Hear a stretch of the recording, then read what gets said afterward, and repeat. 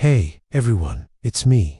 Welcome back to my channel where we explore the biblical facts that prove the Bible is true. Today's video will look at the Tel Dan Stele, which is the first inscription of the House of David. But before we get into it, please make sure you hit that subscribe button so you never miss an amazing video. Also, please remember to give this video a like because that really helps us out. And with that being said, let's get into the video. The history behind the Tel Dan Stele is one of intrigue, discovery, and controversy. It all began in 1993 when archaeologists uncovered a black basalt stone slab bearing an ancient inscription. This slab, known as the Tel Dan Stele, was found in the archaeological site of Tel Dan in northern Israel. What made this find particularly significant was the mention of the House of David in the inscription, providing an extra layer of complexity and debate surrounding its interpretation. For centuries, the existence of King David, the biblical figure considered the founder of the Davidic dynasty, has been a subject of historical scrutiny. With the discovery of the Tel Dan Stele, hopes were high that it might offer concrete evidence of his reign. The inscription on the stele dates back to the 9th century BC, a time when the kingdoms of Israel and Judah were in existence. The text itself is written in the Moabite language and tells the story of Messiah ben Chelub, the king of Moab. The Moabites were an ancient people who inhabited the region of Moab located east of the Dead Sea.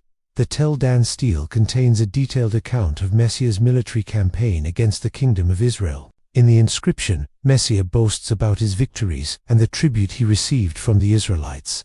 It was during this campaign that Messiah encountered the House of David. The phrase House of David appears 3 times in the text, referring to the descendants of David. This is the earliest extra-biblical reference to the House of David, making it a significant historical document.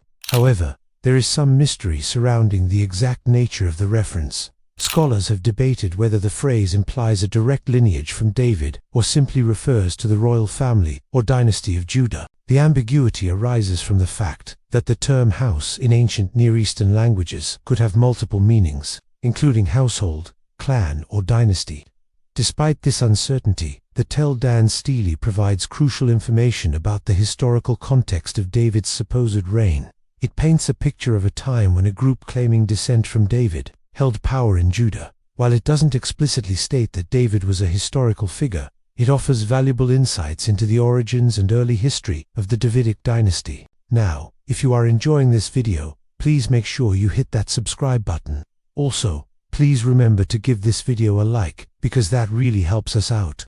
Now, let's get back to the video. Some of the critics argue that the phrase House of David could be a mistranslation or a misidentification. They suggest that the term used in the Moabite text may not actually mean House of David as traditionally understood, but could refer to something else entirely. This argument stems from the idea that ancient languages are complex and meanings can be interpreted in various ways. Critics argue that without a definitive understanding of the linguistic nuances, it is premature to conclude that the inscription refers to the biblical David. Furthermore, critics often challenge the authenticity and reliability of the biblical accounts. They argue that the Bible, being a religious text, was not necessarily intended to provide a comprehensive historical record. As a result, they question the historicity of David himself and the accuracy of the biblical narrative regarding his life and reign. It's important to acknowledge that these arguments have some merit. The study of ancient languages and cultures is inherently complex, and interpretations can vary among scholars. Moreover, the Bible's status as a religious text has led to ongoing debates about its historical reliability. However, it's also worth noting that the majority of scholars and archaeologists accept the Tel Dan Stele as a genuine artifact, providing valuable historical insight. The consensus is that the inscription does indeed mention the House of David, but there's some debate about the precise meaning and implications of that reference. One of the main reasons for the acceptance of the Tel Dan Stele's authenticity is the archaeological evidence that supports its historical context. The stele was discovered in the ancient city of Dan, which was an important city in northern Israel during the time period in question. Furthermore, the style of writing and the content of the inscription align with other artifacts from the 9th century BC. This consistency adds credibility to the stele's authenticity as a product of the time it claims to represent. Moreover, the Tel Dan Stele fits within the broader historical narrative of the ancient Near East. During the 9th century BC, the region was characterized by the rise and fall of various kingdoms, including those of Israel and Judah. The Stele's account of Messiah's military campaigns and his interactions with the House of David fit well within this historical backdrop.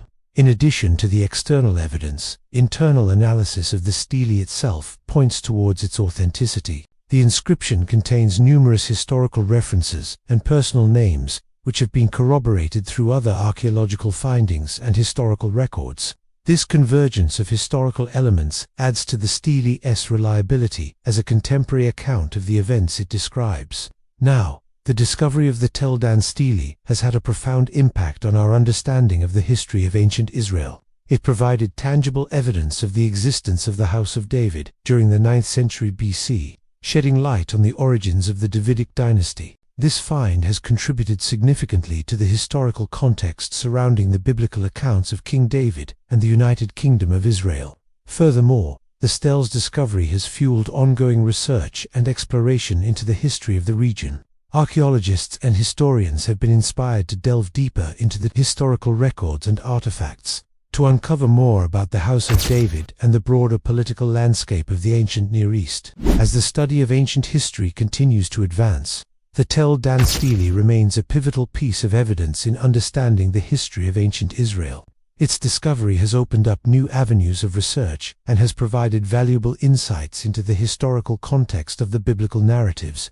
And with that being said, let's move on to the next part of the video. Let's take a closer look at the actual inscription on the Tel Dan Stele. The first line reads, "This is what Mesa, son of Chelub, did." This sets the context by introducing the main character of the inscription, Mesa, who is depicted as the king of Moab. The next few lines describe Mesa's military exploits, including his campaigns against various cities and regions. For example, the inscription mentions his conquest of certain places.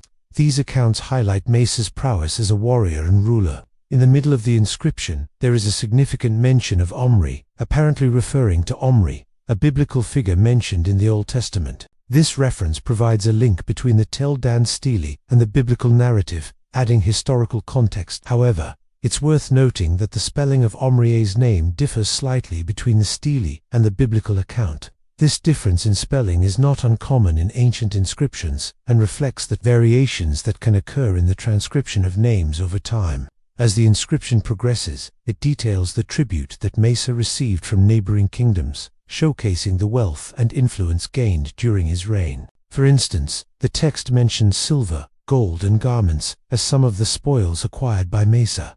The mention of silver and gold further emphasizes the prosperity of Moab during Mesa's rule, while the inclusion of garments highlights the cultural exchange and perhaps diplomatic relations with other kingdoms. Finally, the last part of the inscription speaks about Mesa's construction projects, such as the fortification of towns and the repair of city walls. These accounts demonstrate Mesa's efforts to secure and develop his kingdom. By describing his public works, the inscription portrays Mesa as a benevolent and far-sighted ruler who prioritized the well-being of his subjects. Now, what do you think about the Tel Dan Stele? Do you believe it is proof that David was a real historical figure? Let me know your thoughts in the comments below. Also, if you enjoyed this video, please make sure you hit that subscribe button. Also, please remember to give this video a like, because that really helps us out. And with that being said, let's finish up with another one of my videos. If you want to see the next video, click the link on the screen now. Thank you so much for watching. Until next time, everyone.